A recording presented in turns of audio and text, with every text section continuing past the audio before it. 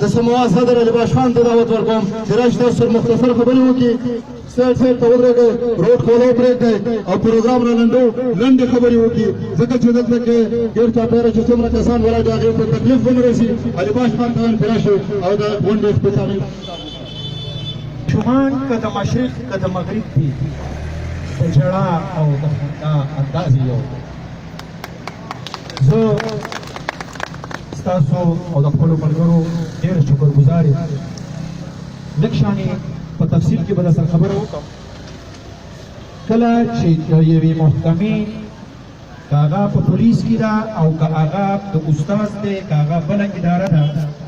هغې چې کله اخبار له اشتهار ورکوي نو په هغه اشتهار کې هغو تعداد ښیي چې د شانګلې دونه ماشومان به موږ پولیس الو د دې تورو غرونو نه پکې په سورو پټونو دغه کویرا بل څوک نشي راویستی ډېره د افسوس خبره ده ډېره د مایوسۍ خبره ده له کوم قابلیت کوم صلاحیت چې الله تعالی زما له شانګلې په دې تورو غرونو کې ایښلی نو د هغه ډېره ثابته ده چې زما له دې تورو غرونو بچي ټوله صوبه ټاپ کړ ده ټوله صوبه یې ټاپ کړ ده د دې ټاپر د دې شانګلې دی او نن هغه په دې چوک کې ولاړ دی د خپل حق اواز کوي د خپل حق دپاره چغه وهي زه راوتم دا زما ملګري مشران راغلي دلته ولاړ دي نو زه دا خبره کوم چې کوم زیاتی کوم ظلم چې کله حق موږ ته په اسانه او په سړیتوب په طریقه میلاو نشي نو بیا به خپل حق هغه که هر څوک هغه که آی جي پي خیبر پښتونخوا دی هغه که وزیر اعلی خیبر پښتونخوا دی او هغه که زمونږ ډي پي او صاحب د شانګلې دی نو زه دا وایم چې ډي پي او صاحب د ټولو اول په دې ته الیکشن اخیسته پکار دي ته د پولیس ډپارټمنټ په دې ضلع کې مشر یې پکار دا ده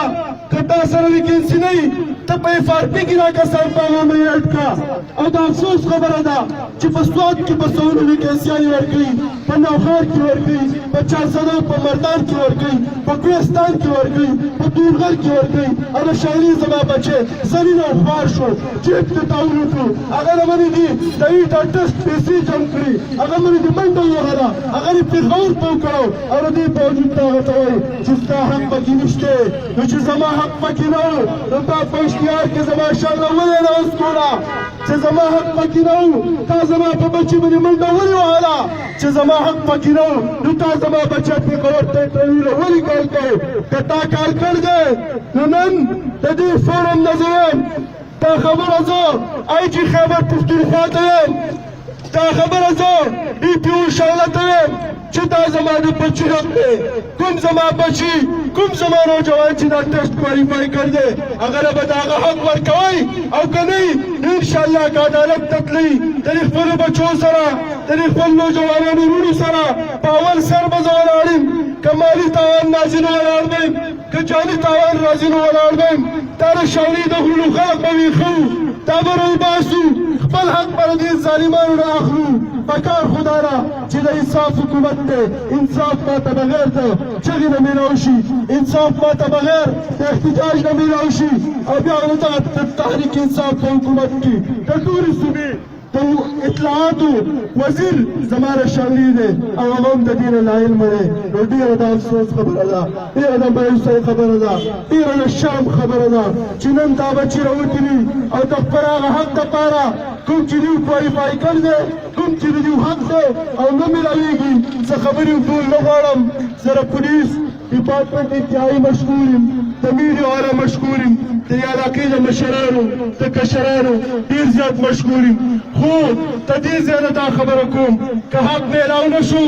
یو افټر ټیم د دوی سره که زما دا بچی مطمئن نه کړو زما د شانګلې کوم ماشومان چې پاس شولي دا یې مطمئن نه کړو دا یې ټسټ نه کړو بېشکه د سوات په ویکینسۍ که هغوی ویکینسیانې ډېرې دي او په هغې کې څه کسان لږ پاس شوي دي نو بېشکه دا د سوات په ویکینسیانو واخلي دا د پېښور په ویکینسیانو واخلي خو که دا بچی په یوه هفته کې مطمئن نه و دوی ته د دوی حق میلاو نه شو نو بیا به داسې احتجاج نه وي بیا که ډي پي او صاحب سره پولیس په ما لخته چلی او که ګولۍ چلی خو زه به دا روډ بندوق په دې روډ کې به د دې نوجوانانو سره پروت یم بیا به دا پرم د احتجاج نه وي د هغې به ټوله ذمواري آی جي خیبر پښتونخوا او په ډي پي او شانګله باندې ډېره مهرباني